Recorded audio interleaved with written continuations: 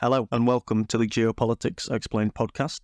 This is the podcast that delves into the intricate world of global politics, the past and present, while also exploring potential possibilities for what tomorrow could bring. I'm your host, Dylan, and this has been recorded on the 7th of June, 2024. In each episode here of the Geopolitics Explained podcast, we'll break down complex issues into small, understandable chunks through in-depth scenario analysis. So come and join us as we navigate the ever-changing landscape of international relations, uncovering the stories behind the headlines and predicting trends that could shape the future of our world. Last time on the Geopolitics Explained podcast, we discussed Israel, specifically the history of Israel and how we find ourselves in the situation that we're in today with the current Hamas-Israel conflict. I'd recommend going back and listening to that episode first, because many of the things that we discussed in that episode will be relevant to today's episode. So, to start today off, let's start with how this conflict between Israel and Hamas, specifically the one that started on October 7th last year, let's explore how this came about. The first question to ask is, what actually happened on October 7th? For sure, because there are a lot of differing reports that conflict with one another, many sources that could also present bias in their findings. So I'm going to present what I believe are some of the most general, basic statements about what certainly happened. So we know for sure that this was the third most deadly terrorist attack since 1970. This is behind 9/11 and the Tikrit attack in Iraq that occurred in 2014. We know that Hamas fighters crossed the border from the Gaza Strip into Israel, killing over 1,000 people that were mostly civilians.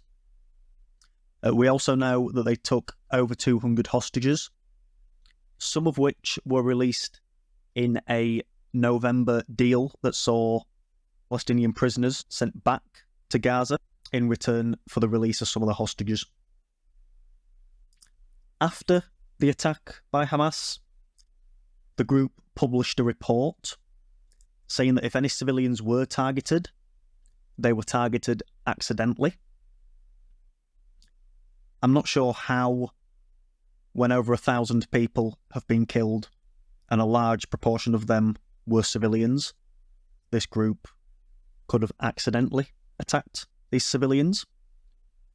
But to be sure that this wasn't accidental, not just my opinion, Haaretz, which is an Israeli newspaper, is publishing the names of those that were killed in the Hamas attack and the conflict between Israel and Hamas that has occurred since then.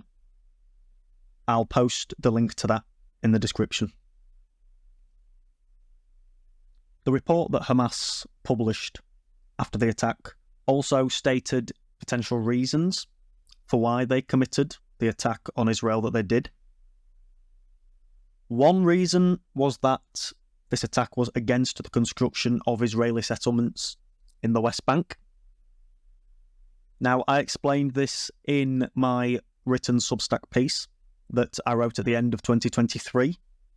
I will post a link to that in the description, but even better than my series, there is a fantastic piece released by Uncharted Territories, also on Substack, that specifically goes through the geography of the layout of the West Bank and where Israel is expanding these settlements. I'd recommend anybody listening to this to go and look at that piece. It's a fantastic piece. It delves into such deep detail that it's well worth a read to also understand the general geography of Israel and Palestine. Again, that link will be down below. Now, back to other potential reasons why Hamas attacked when they did. They stated in their report that they also attacked to limit the spread of Judaism in Palestine and to avenge the deaths of Palestinians that has occurred since the year 2000. Now, outside of this Hamas report, there are other potential reasons that Hamas could have attacked specifically when they did.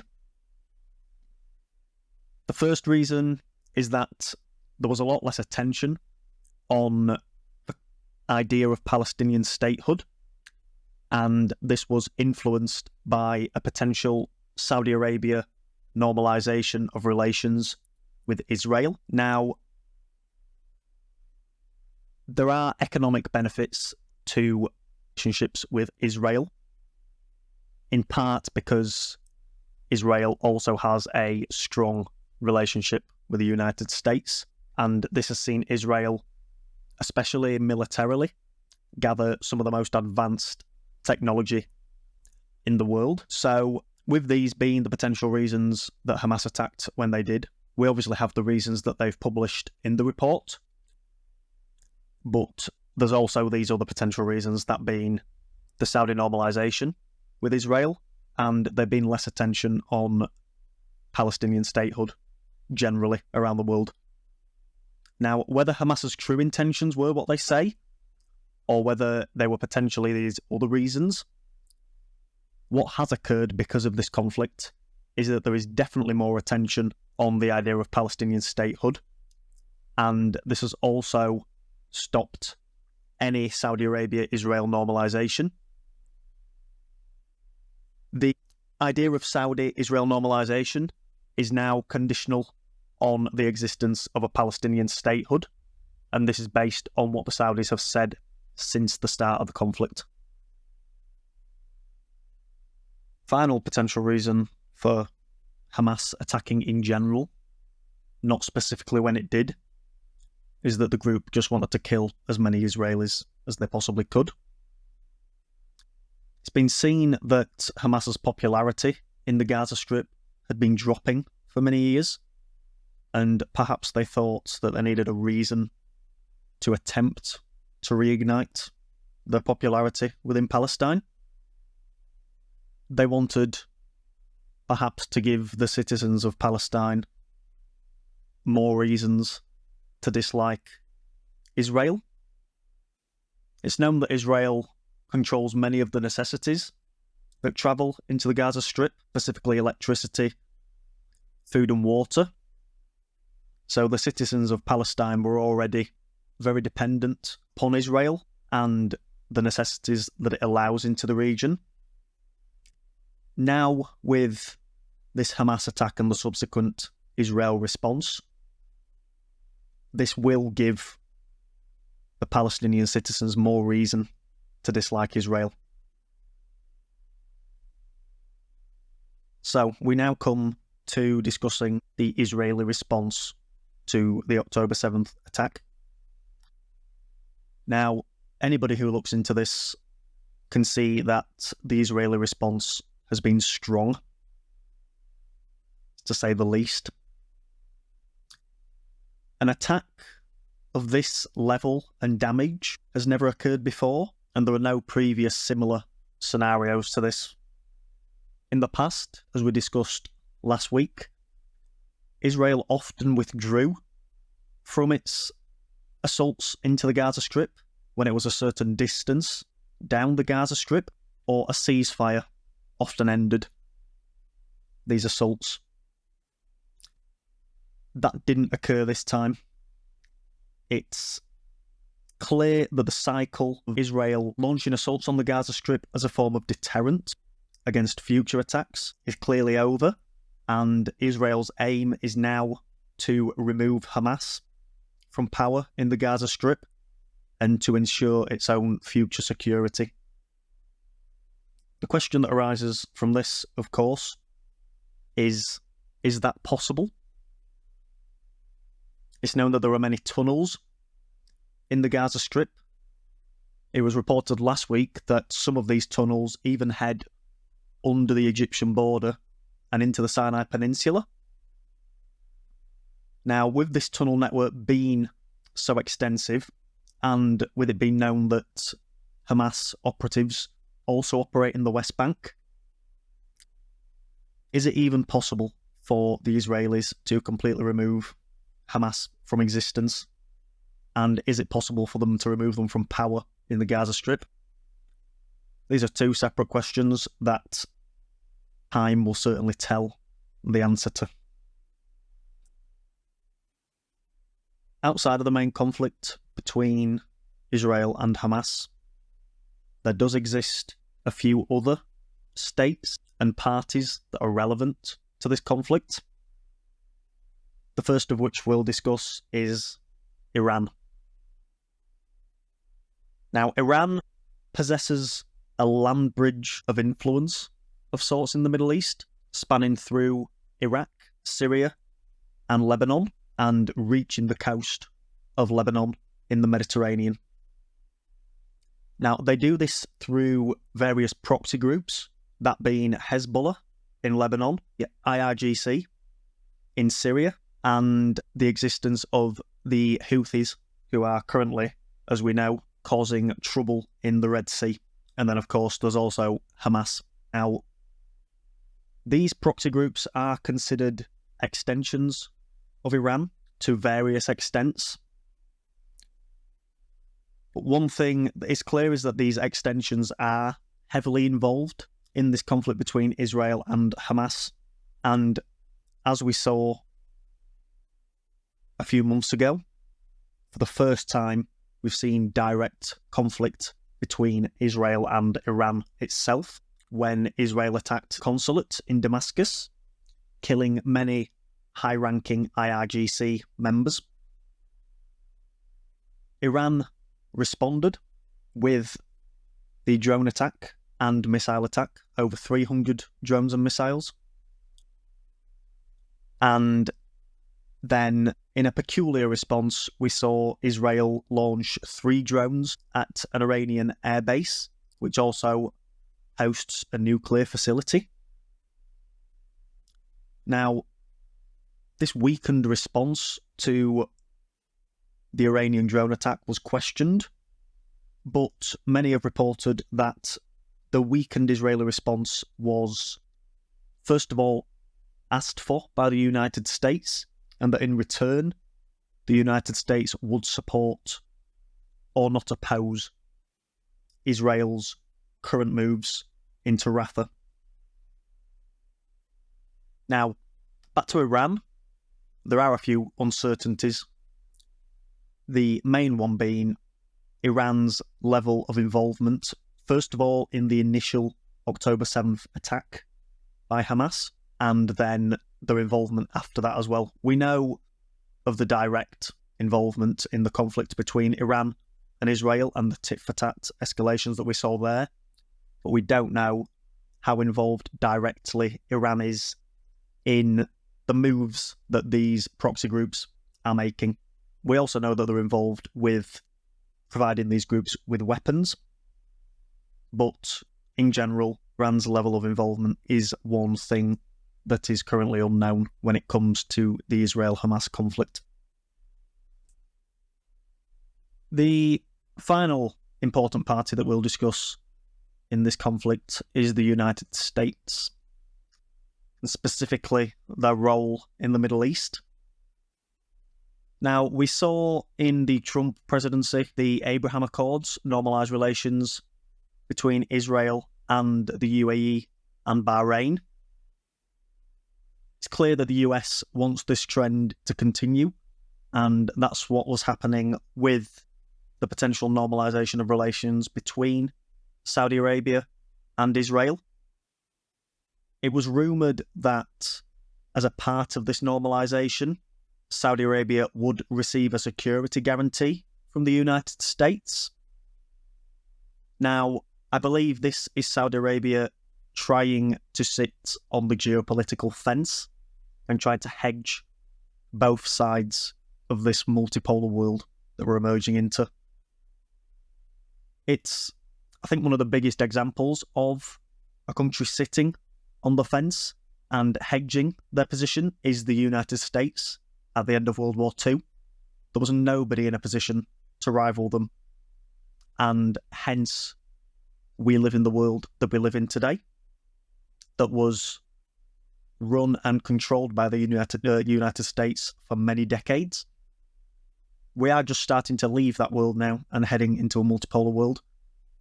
And related to this, I believe that's what Saudi Arabia is trying to do. Now, a negative of this from the Saudi Arabia point of view, if they were to normalise relations with Israel, first of all, as I discussed earlier, this is dependent on the establishment of a Palestinian state, and we don't know if that's going to happen yet. But Saudi normalisation with Israel would have the potential to increase tensions with Iran, who, as we know, were part of a Chinese brokered peace deal. This created a certain level of stability that the Middle East hadn't seen for a while, with Saudi Arabia and Iran geopolitically battling it out for de facto leadership of the Middle East.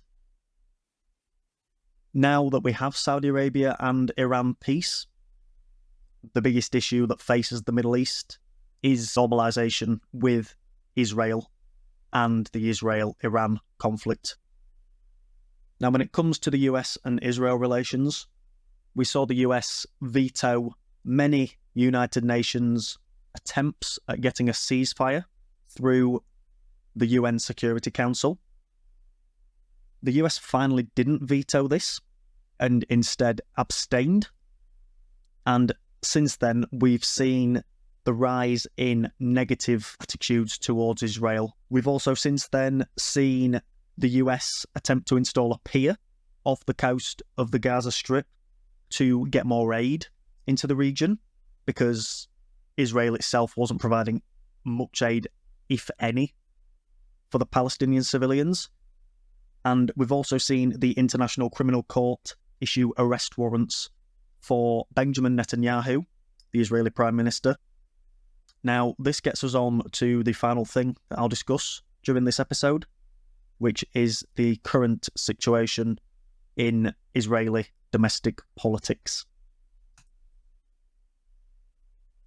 Israel politically is currently in a period of instability. We've seen elections occur in April 2019, September 2019, 2020, 2021, and 2022. So there was 5 elections in the space of just over 3 years.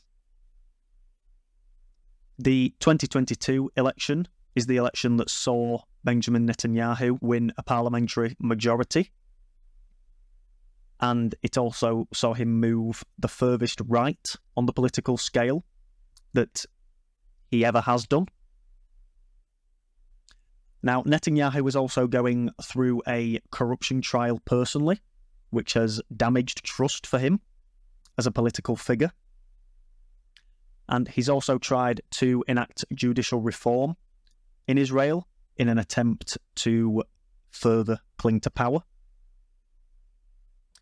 Finally, Netanyahu has been very active in seeking the expansion of settlements in the West Bank, which many other countries, specifically the United States, have said that they're against. Now, from all of this, it's clear that Benjamin Netanyahu is clinging on to power, and this ongoing conflict with Hamas is giving him a reason to remain in power. But, as I discussed earlier, attitudes towards Israel on the international scene are souring. The Turkish have limited exports to Israel of many key materials. The Dutch have announced that they won't be sending any more weapons to Israel, and many nations have, since the start of the conflict, recognised Palestine as a sovereign state.